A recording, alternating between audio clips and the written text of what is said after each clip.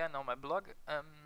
Today I'm first going to discuss this hand because I really like this hand. I'm kind of proud on my play over here. I really like it. There's a big pot, so I will start with this one, and then later I will show you some hands that I played against KB because I already promised this yesterday. Okay, I'm going to play mainly against GM Flush in this hand. We had a little bit history because the last 10-15 hands he was really playing back on me. He was all the time calling my raise and re-raise pre-flop.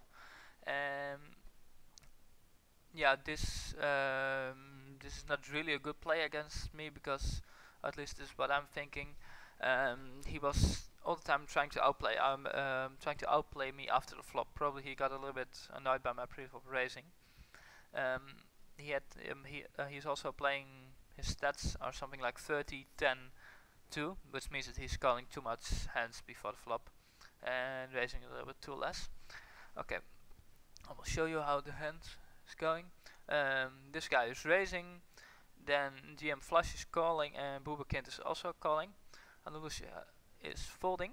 Okay, for me it's really standard over here that I'm over here going to try to squeeze. I could have done this already with a less valuable hand, but with ace queen is of course really nice hand to do this.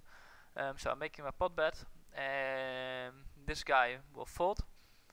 It's quite logical that he's folding because it's really difficult to play back against such a squeeze. You really need a normal hand to push all in.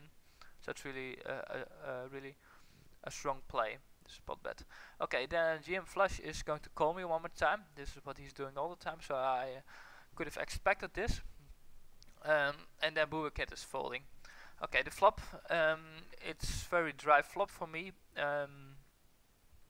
Yeah, I'm just deciding to make my standard continuation bet over here because I don't really see a reason why not to do this.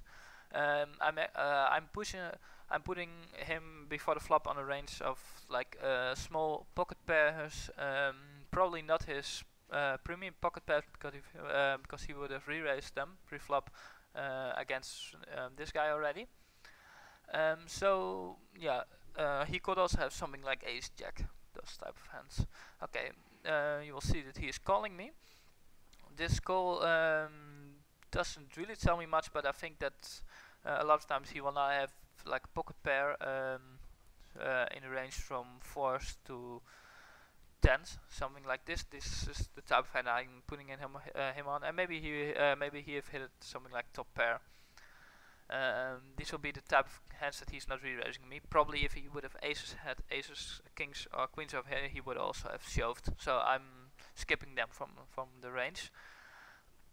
Okay, I'm deciding on the turn that this jack is a real bad card for me because if he would have hit his top pair, then this would have turned into a set right now, and all his medium pocket pairs have now turned into 2 pair, and actually there's not so much he can be afraid of me, only that I'm having an overpair.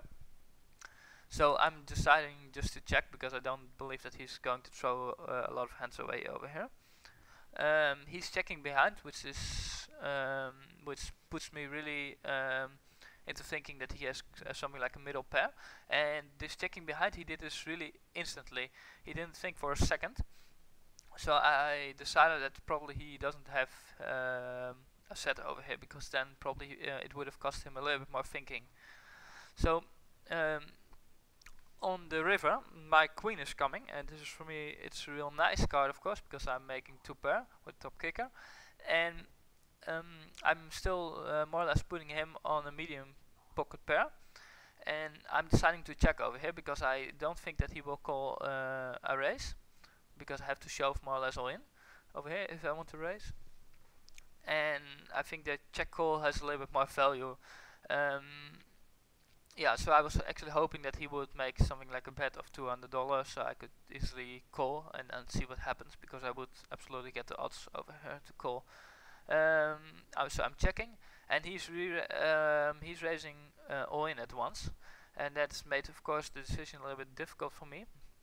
So I had to rerun all the hands that he could have done this with.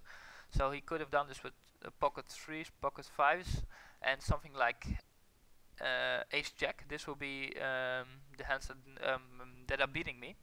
But I was thinking that actually it would be way more likely how he played this hand that he is doing this with a small pocket pair, like something from in the range from 4s to maybe 10s, and that he is now convinced that his medium pocket pair is not good enough anymore, and that he's trying to kick me out of the pot.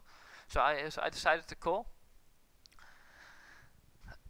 and showdown, and he's showing 6-3. This is of course pre-flop. It was totally not something I expected him to have, but on the later streets I expected him to have something like a pocket pair, and now he had a small board pair. Yeah, so actually the whole pot is really bad played from him. Actually every move he made was quite bad. Especially of course that he was calling my squeeze to 6-3. Apparently this guy was really trying to play back on me, and in this case he failed.